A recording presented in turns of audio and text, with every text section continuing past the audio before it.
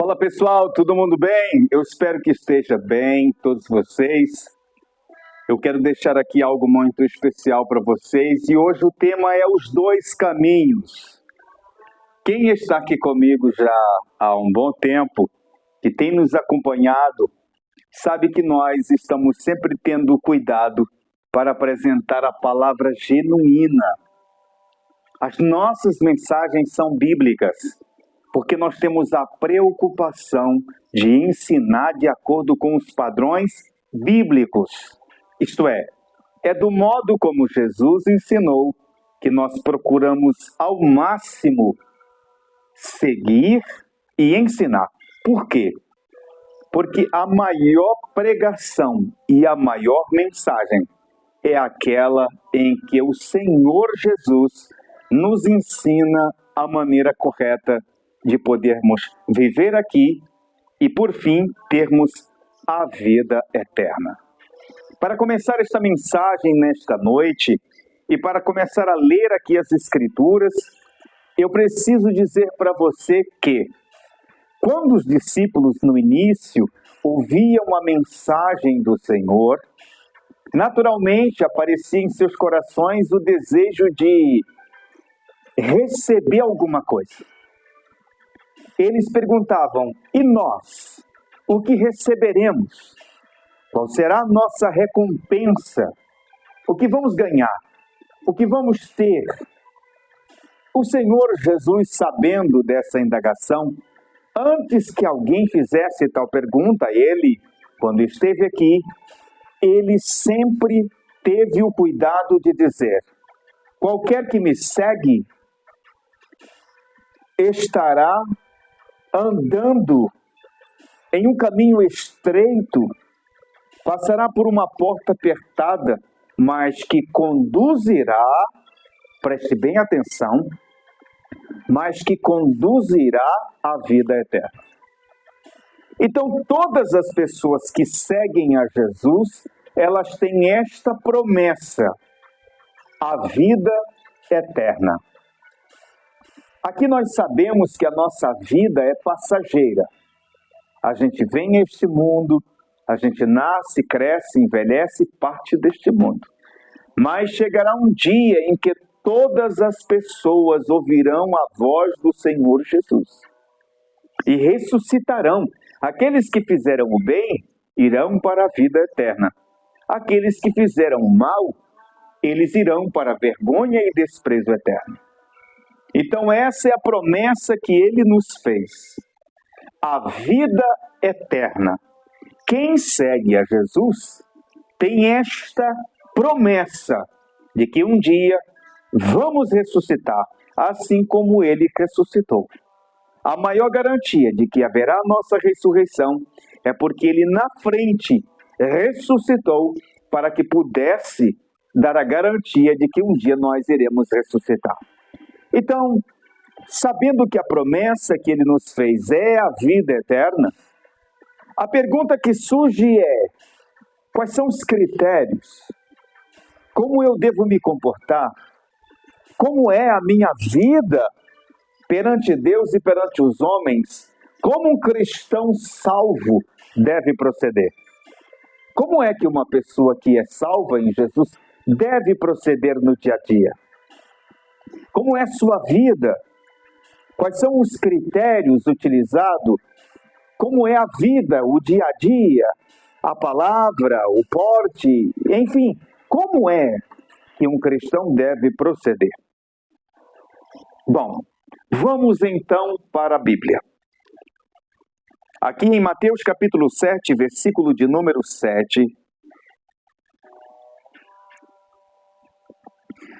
capítulo 7, versículo 7, o Senhor Jesus diz assim, ó: pedi e dar-se-vos-á, buscai e encontrareis, batei e abri-se-vos-á.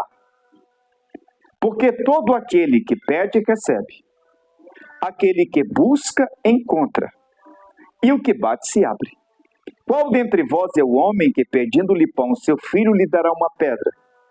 E pedindo-lhe peixe, lhe dará uma serpente? Se vós, pois, sendo maus, saber dar boas coisas aos vossos filhos, quanto mais vosso Pai que está nos céus dará bens aos que lhe pedirem. Próximo verso, o 12. Portanto, tudo o que vós quereis que os homens vos façam, façam também a eles. Porque esta é a lei e os profetas. Agora chegou os 2 versos que eu preciso que você redobre a sua atenção. Versículo 13 e 14. Entrai pela porta estreita, porque larga é a porta e espaçoso o caminho que conduz à perdição, e muitos são os que entram por ela. E porque estreita é a porta e apertado o caminho que leva à vida, poucos há que a encontram. Muito bem. Quando o Senhor Jesus estava no desempenho do seu ministério, quando ele estava realizando as suas grandes e poderosas obras, é verdade que muita gente vinha só para comer, porque tinham ouvido que ele multiplicava pães e multiplicava peixes. Logo a multidão afluía para o Senhor, mas o Senhor, conhecendo os seus corações, dizia: não trabalhem só pela comida que perece, mas trabalhai e se esforçai pela verdadeira comida que permanece, a qual meu Pai vos dará. Em outras palavras, o Senhor Jesus estava dizendo: me sigam, não para ter o que comer, me sigam para ter como viver na eternidade, porque a vida eterna é aquilo que o Pai vos oferece através de mim, porque quem crê em mim tem a vida eterna. Mas na frente, nós encontramos várias pessoas que vinham com suas enfermidades, gente que era paralítica, gente que era coxo, gente que tinha a mão mirrada, gente que tinha alguma doença, gente que precisava de libertação, gente que tinha possessão, e eles se aproximavam do Senhor Jesus e eram curados. De sorte que os surdos voltavam a ouvir, os cegos viam, os coxos andavam, e houve uma ocasião que até morto o Senhor ressuscitou. A multidão cresceu, o povo afluiu, porque as massas diziam, a multidão dizia, o povo dizia: nunca se viu uma pessoa como esta, nunca se viu tal coisa. Este homem tudo faz bem. Os mortos ele ressuscita, o cego ele dá vista, ao mudo faz falar, ao coxo faz andar, aos leprosos cura, multiplica pães e peixes. E vieram uma multidão e tentaram arrebatá-lo para o fazer rei. Mas o Senhor Jesus se ocultou entre eles e se escondeu. Depois, quando eles o encontraram novamente, eles disseram: Senhor, te procurávamos para fazermos de ti rei. Mas Jesus disse: o meu reino não é deste mundo. A multidão não acreditava que estavam ouvindo aquilo. Um homem que poderia ter sido feito rei pelo povo se recusava a ser declarado rei, porque ele tinha uma missão, ele tinha um propósito: buscar e salvar aqueles que se haviam perdido. Mas para aqueles que criam no Senhor, ele dizia, ele falava por parábolas, e uma certa ocasião ele disse: sobre vocês é semeado a boa semente, que é a palavra de Deus. Vocês que creem, vocês que recebem a vida eterna, vão e anunciem a outras pessoas que esta é a dádiva de Deus. Este é o presente de Deus, porque Deus amou os homens e as mulheres, as pessoas, de tal maneira que deu o seu Filho unigênito, para que todo aquele que nele crer não pereça, mas tenha a vida eterna. Então a Bíblia continua revelando, o Senhor Jesus continua ensinando. Quando as pessoas se aproximavam dele e diziam: Senhor, eu vou te seguir, que coisa boa é te seguir, tudo que eu ouço de ti é coisas grandiosas, eu quero ir para onde o Senhor for. O Senhor Jesus olhou, amou essa pessoa, mas viu que ele estava entendendo tudo errado. Ele pensava que agora, seguindo ao Jesus, sua vida seria só facilidade. Seguindo ao Senhor, ele não iria ter mais falta de nada. Seguindo ao Senhor, ele seria rico, seria poderoso, seria Senhor sobre pessoas. Mas o Senhor Jesus disse: a sua forma de me ver está equivocada. Como assim?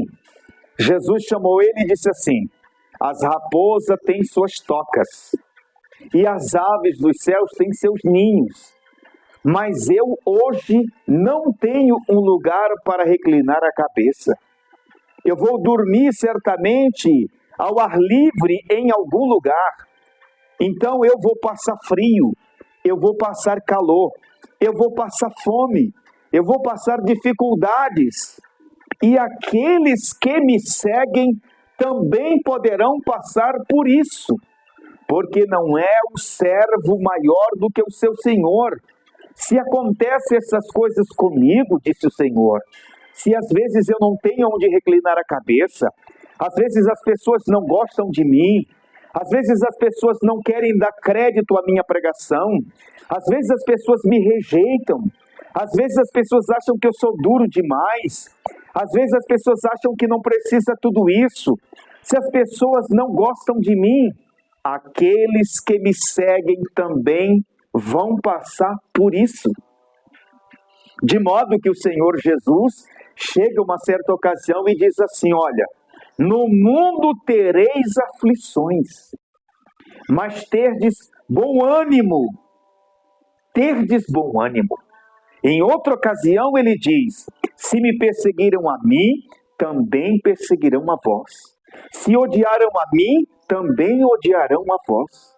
Aí ele foi e contou uma parábola, e a parábola era sobre um homem que iria construir uma casa. Ele disse: vocês que estão vindo para me seguir, escutem bem. Aquele que vai me seguir, ele tem que primeiro parar e pensar no que ele vai fazer.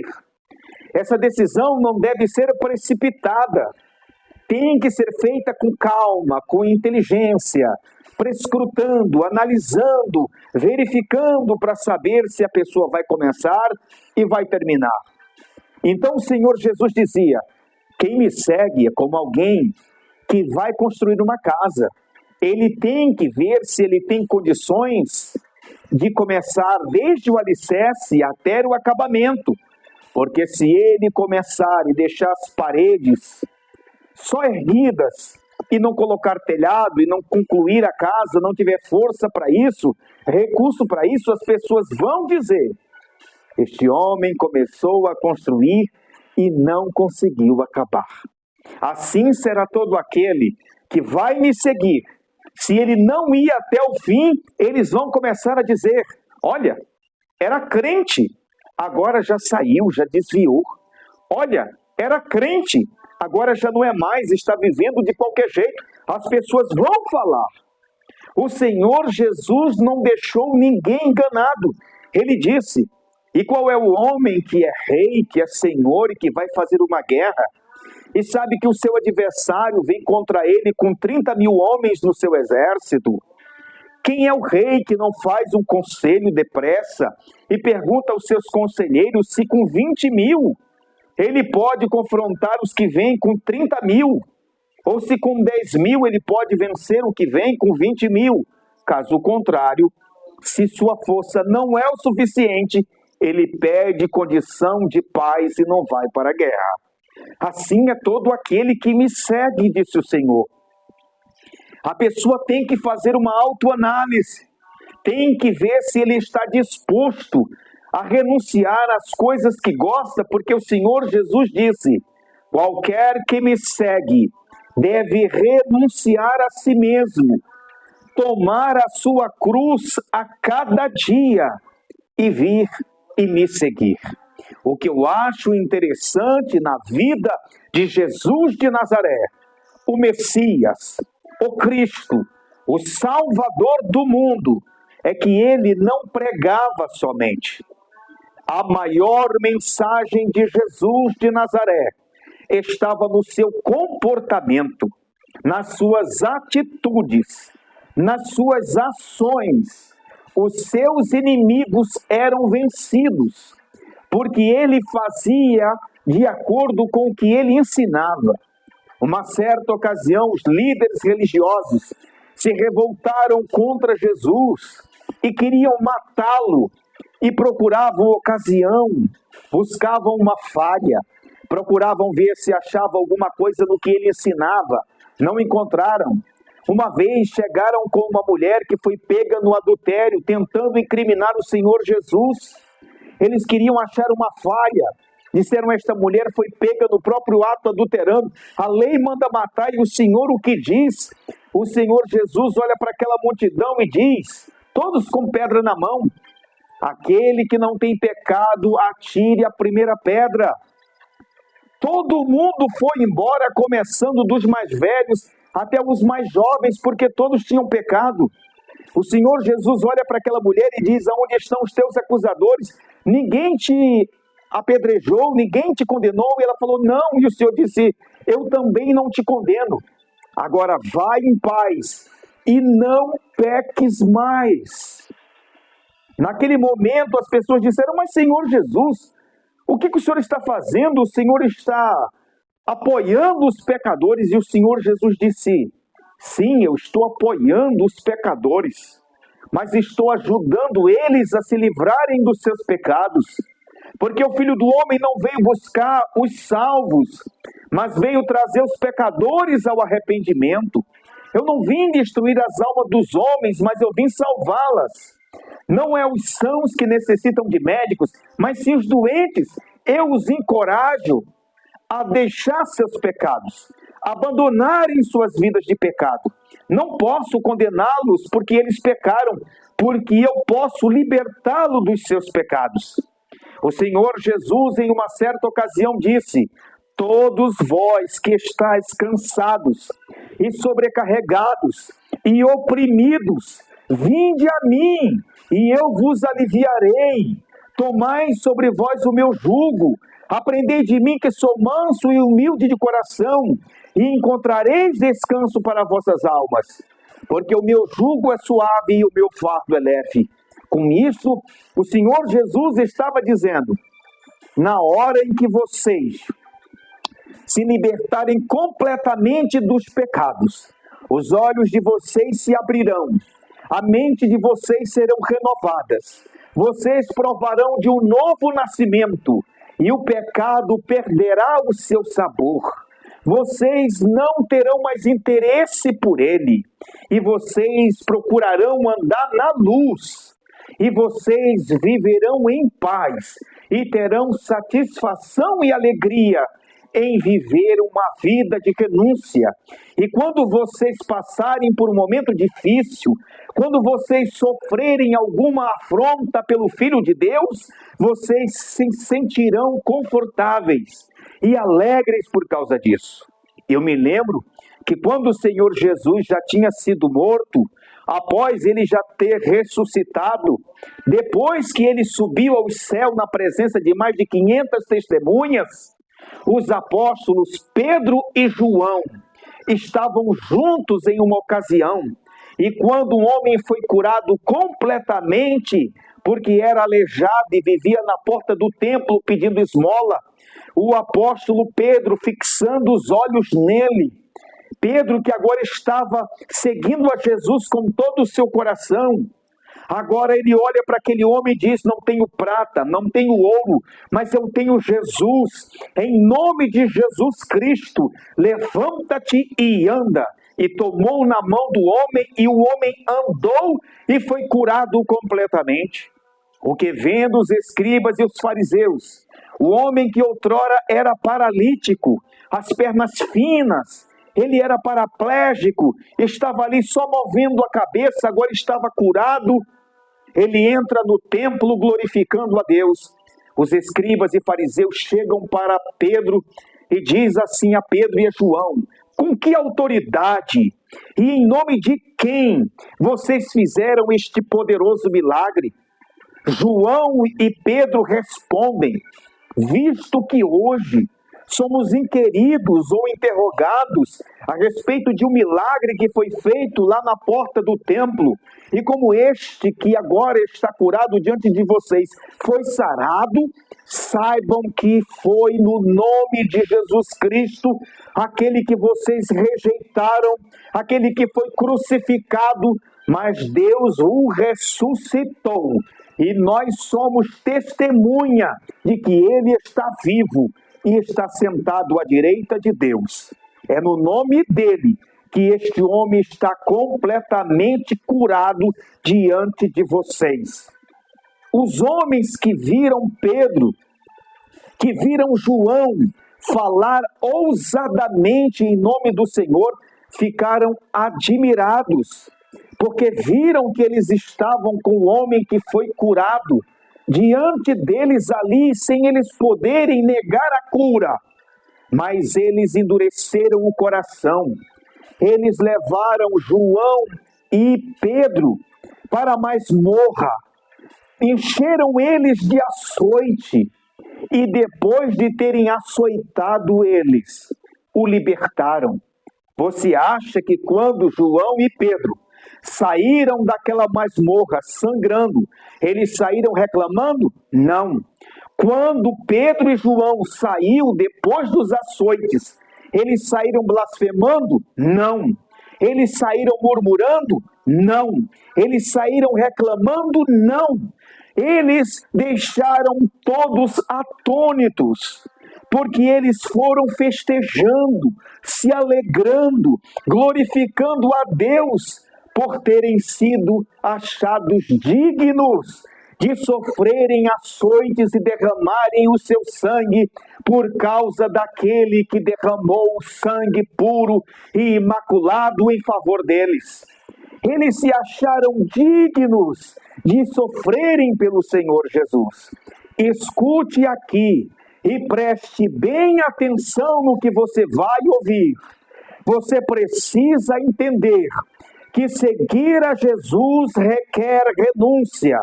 Seguir a Jesus requer renunciar-se a si mesmo, levar a sua cruz. E você precisa entender que quem vai seguir a Jesus piamente padecerá afrontas. O Senhor Jesus disse: chegará uma hora em que vocês serão odiados por causa do meu nome. Você deve entender que, às vezes, você vai encontrar pessoas que não gostam de você porque você é crente, não suportam você porque você é crente, acham você metido porque você é crente, porque ser crente te faz diferente, sim, te dar um brilho, te faz diferente. Agora, não é porque você é crente que você não vai passar por luta. Você vai sofrer, você vai gemer, você vai chorar, você vai ter problemas em casa, vai ter problemas financeiros, vai ter problemas conjugais, problemas emocionais, você vai viver em lutas, em batalhas, renunciando. A vida do cristão não é fácil, mas vocês devem ter bom ânimo, porque se Jesus venceu, nós também venceremos. Se você for seguir a Jesus com esta compreensão, com este entendimento, você nunca vai desviar, você nunca vai se afastar, porque quando vier a luta, você já vai lembrar: não, Jesus disse, não seria fácil, eu não vou desistir, não será fácil, não será simples, vai ter dificuldade, mas é pela vida eterna que eu estou sofrendo. Então, quem vai para Jesus, já ciente, já consciente de que vai ter sofrimento, vai ter espinhos, vai ter lutas, vai ter dificuldades, vai ter provações, vai ter tentações. O crente pode desviar, o crente pode enfraquecer, o crente pode esfriar, o crente pode reclamar, o crente pode murmurar, o crente pode voltar à sua vida de pecado. Por quê? Porque vai ser uma luta, o espírito contra a carne, o pecado contra a santidade, a luz contra as trevas, o bem contra o mal, Satanás contra Jesus, e você no meio. É uma guerra. Jesus quer que você seja santo para ter a vida eterna. O diabo quer que você seja pecador para ter a perdição eterna. E você precisa ir, nem que seja se arrastando. Você precisa terminar a sua vida fiel ao Senhor. E fiel não significa nunca pecar, nunca errar, nunca fracassar. Significa nunca desistir, mas ir em frente até morrer. Porque Jesus disse: ser constante, ser fiel, ser constante, ser dedicado, vá em frente até a morte, e vocês receberão a vida eterna. Deus te abençoe. Se você gostou do vídeo, se inscreve no canal, compartilha e que Deus te abençoe e até a próxima.